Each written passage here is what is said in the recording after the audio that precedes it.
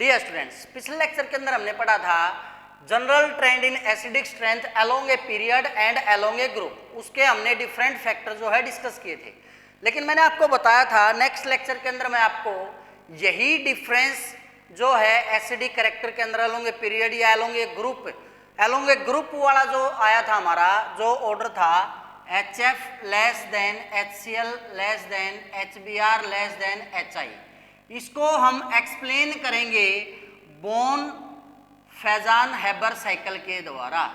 तो आज के इस लेक्चर के अंदर हम इसको स्पेशल डिस्कस करने वाले हैं। बहुत सारी यूनिवर्सिटीज के अंदर बोन हैबर साइकिल जो है या बोन फैजान हैबर साइकिल जो हो 3 मार्क्स के अंदर पूछ लिया जाता है और बहुत ही इंपॉर्टेंट टॉपिक है और आसान टॉपिक है। मैंने यहाँ पे बोन हैबर साइकिल पहले ही ड्रॉ कर रखा है, लेकिन इस साइकिल के ऊपर हम लास्ट में आएंगे। ये आपको साइकिल ऐसे समझ में नहीं आएगा, पहले हम इसको स्टेप वाइज करेंगे कि बेसिकली जब रिएक्शन होती है तो उसके अंदर कौन कौन से टाइप की एनर्जी इन्वॉल्व होती है, कब एनर्जी रिलीज होती है और कब एनर्जी एब्जॉर्ब होती है। तब हम उसके बाद आप देखोगे आपको ये जो बोन हैबर साइकिल है बहुत अच्छे से समझ में आ गया है। उससे पहले आप एक बात जान लीजिए कि अगर किसी भी प्रोसेस को स्पॉन्टेनियस होना है तो उसके लिए जो डेल्टा H की वैल्यू है वो हमारी क्या आनी चाहिए, नेगेटिव। तो हम इन सभी एसिड के लिए पहले एक बार उनकी डेल्टा H की वैल्यू देखेंगे कि वो वैल्यू नेगेटिव आती है या पॉजिटिव आती हैं। अगर पॉजिटिव आ गई तो इसका मतलब वो इस कैटेगरी से बाहर हो जाएंगे, H पॉजिटिव डिसोसिएशन ही नहीं होगी। अगर नेगेटिव आ जाते तो फिर हम उन वैल्यूज का कंपैरिजन करेंगे कि जो वैल्यूज आई हैं कैसे हम उनका कंपैरिजन करके किसी की एसिडिक या बेसिक स्ट्रेंथ को बता सकते हैं। तो यहाँ पर हम क्या लिखेंगे, we can also explain acidic strength of hydro acids, acidic strength of hydro acids by Born Fajans Haber cycle. किसके द्वारा एक्सप्लेन करेंगे भाई हम, बोन फैजान हैबर साइकिल के द्वारा। ठीक है, तो इसके लिए मैं क्या करके चलता हूं भाई, एक एसिड के लिए एक रिएक्शन लिख लेते हैं। मान लिया हमारे पास है भाई कोई हेलोजन एसिड है, HX क्या है भाई हमारा कोई हेलोजन एसिड है। अब यहां पर जो X है वो किसको डिनोट करता है, फ्लोराइड, क्लोराइड, ब्रोमाइड या आयोडाइड। नेगेटिव लिखता हूं इसको क्योंकि इसको हम जब डिसोसिएशन करते हैं तो किसके अंदर डिसोशिएट होगा आपका, H positive plus X negative. ठीक है, इसको मैं रिवर्सिबल फॉर्म में दिखा लेता हूं। यहां पर जो HX है वो हमारा एक्वस फॉर्म में है, H पॉजिटिव वो हमारा एक्वस के अंदर और X नेगेटिव जो वो हमारा एक्वस के अंदर है। बेसिकली बुक के अंदर जैसे रिएक्शन लिखी होती है एक्चुअल में ऐसे होती नहीं है। बीच में क्या है हमारा, जब हमारा HX एक्वस की स्टेट में है और उससे हमारा H पॉजिटिव और X नेगेटिव बनता है तो डायरेक्ट ऐसा नहीं है कि वो एक्वस से direct H positive X negative में टूट जाता, नहीं। बीच में जो है हमारी कई टाइप की जो एनर्जीज हैं वो इन्वॉल्व होती हैं। अब वो कई टाइप की एनर्जीज कैसे इन्वॉल्व होती है वो हम देखते हैं। जैसे मैं यहाँ पे लिखूंगा it occurs in following step, या फॉलोइंग की जगह मैं लिख लेता हूँ 5 स्टेप्स।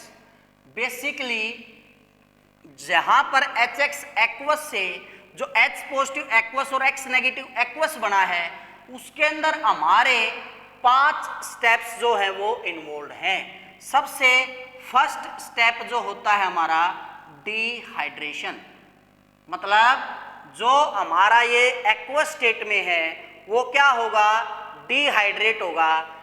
तो क्या लिखेंगे हम, HS aqueous dehydrated to HX gas. किसके अंदर डिहाइड्रेट होगा भाई, HX गैस के अंदर। मतलब फर्स्ट स्टेप में मैं क्या रिक्वेशन लिख दूँ, HX एक्वस क्या बनाएगा, HX गैस। तो यहां पर कौन सी एनर्जी हमारी इन्वॉल्व होगी है, मैं यहाँ पे डेल्टा H लिख लेता हूं भाई, यहाँ पे डेल्टा H डिहाइड्रेशन।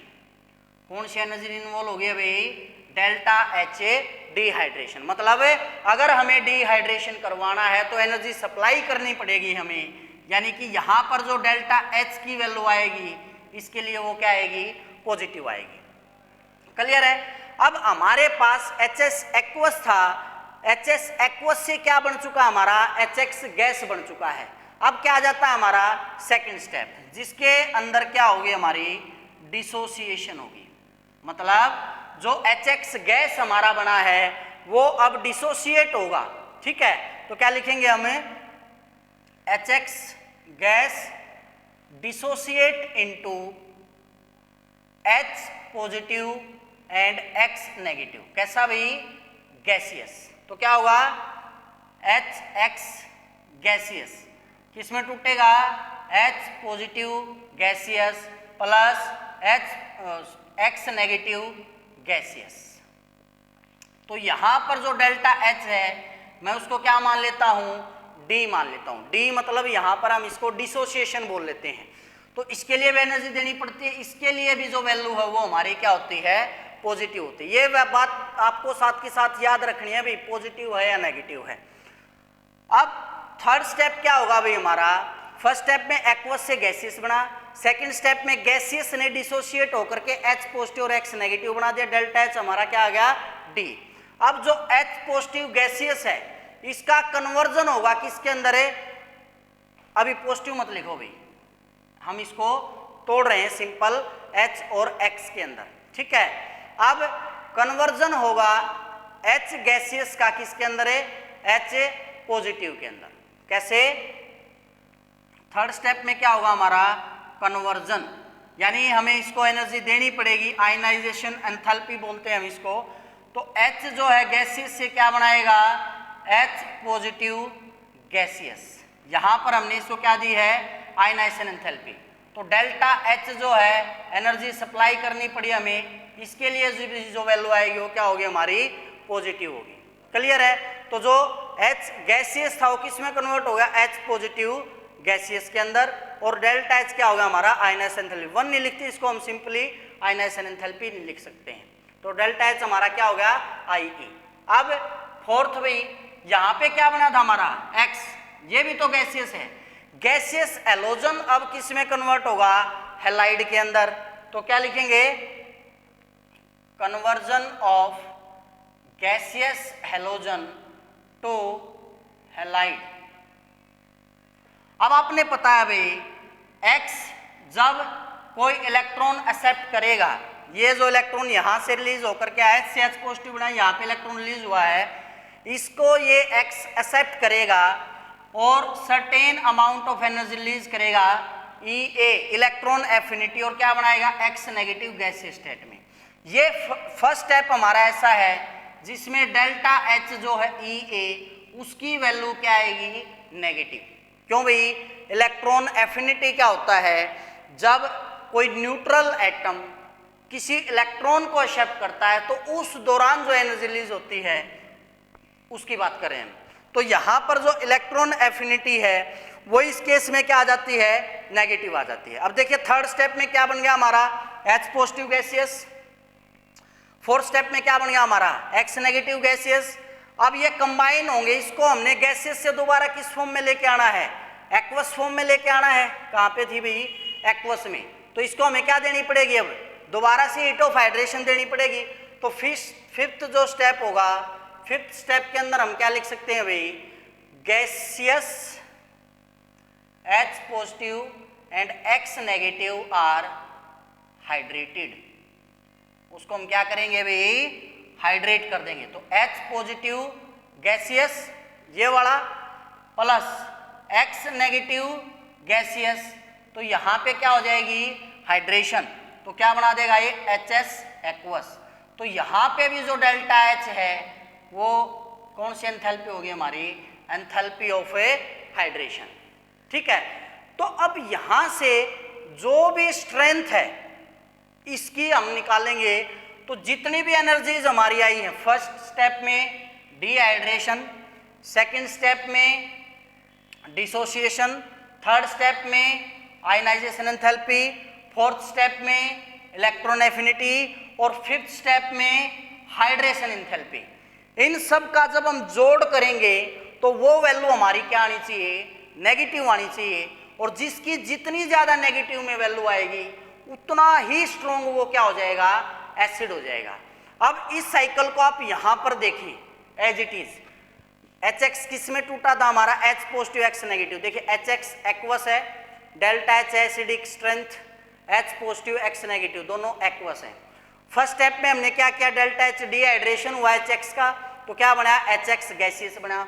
फिर डिसोसिएशन हुई, HX गैसियस से किस में टूटा, H gaseous plus X gaseous में। आयनाइजेशन एंथैल्पी से इसने H पॉजिटिव बनाया। वो जो इलेक्ट्रॉन रिलीज हुआ आयनाइजेशन एनर्जी में, X ने इलेक्ट्रॉन को एक्सेप्ट किया, इलेक्ट्रॉन एफिनिटी में क्या बन गया, X नेगेटिव।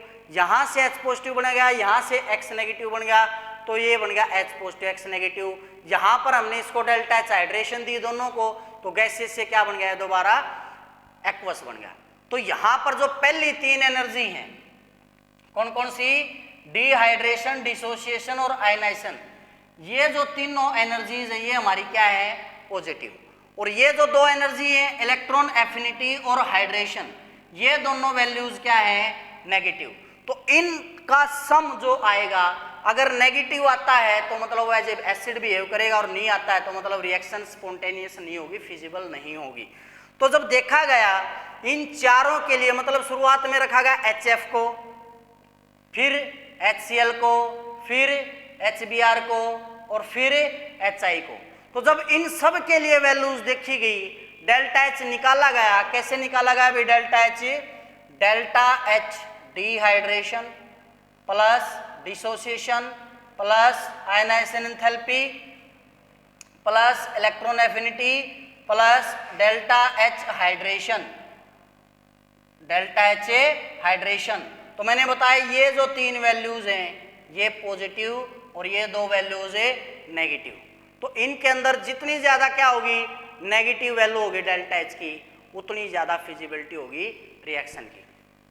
तो देखा गया इनके लिए जो ऑर्डर है फिजिबिलिटी का, वो था HF less than HI less than HCl less than HBr। मतलब सबसे कम जो डेल्टा H की वैल्यू आई वो HF के लिए आई। HF के लिए जो डेल्टा H की वैल्यू आई वो थी हमारी नेगेटिव में -14 किलो जूल। जब HI के लिए वैल्यू देखी गई तो वो थी हमारी -45, ठीक है। फिर HBr के लिए -47 और HCl के लिए -43। ये रिवर्स हो गया भाई ऑर्डर, तो HCl यहाँ आएगा और HI यहाँ पे आएगा। तो इसके अकॉर्डिंग भी जो स्ट्रेंथ का ऑर्डर था वो क्या होना चाहिए था, सबसे वीक HF, उससे स्ट्रॉन्ग HCl, उससे स्ट्रॉन्ग HI और उससे स्ट्रॉन्ग HBr। मतलब पूरी तरह से ये भी जो ऑर्डर हमने स्टार्टिंग में लिया था, क्या ऑर्डर था भाई हमारा, HI greater than HBr greater than HCl greater then HF, इस ऑर्डर को एक्सप्लेन नहीं कर पा रहा था, ठीक है। तो आगे क्या बोला गया भाई, जैसे एक फैक्टर तो साइज का आ गया था, यहां पर एक फैक्टर को और इंक्लूड किया गया, वो था एंट्रोपी का, कि एंट्रोपी के बेसिस पर जब इसको देखा गया तो सबसे ज्यादा स्टेबल कौन सा मिला, हमारा HI मिला। यानी सबसे स्ट्रॉन्ग एसिड होगा वो कौन होगा, हाइड्रोजन आयोडाइड होगा। तो अगर हम इसकी एक टेबल ड्रॉ करें, छोटी सी टेबल, जिसके अंदर मैं आपको इन सभी की जो वैल्यूज हैं वो आपको दिखाऊंगा कि किस किस के लिए कितनी पॉजिटिव या कितनी नेगेटिव वैल्यूज आई, उसके बेसिस पर आप खुद देख पाओगे कि हाँ इनका क्या ऑर्डर होगा। तो यहाँ पे मैं HF लिख लेता हूँ, HCl, HBr और HI, ठीक है। शुरुआत में हमने क्या लिया था भाई, पहले स्टेप में एंथैल्पी ऑफ डिहाइड्रेशन, तो देखा गया इसके लिए भी positive positive positive positive. Second थी हमारी डिसोसिएशन एंथैल्पी, ये भी पॉजिटिव पॉजिटिव पॉजिटिव पॉजिटिव। उसके बाद ionization enthalpy, positive positive positive positive. उसके बाद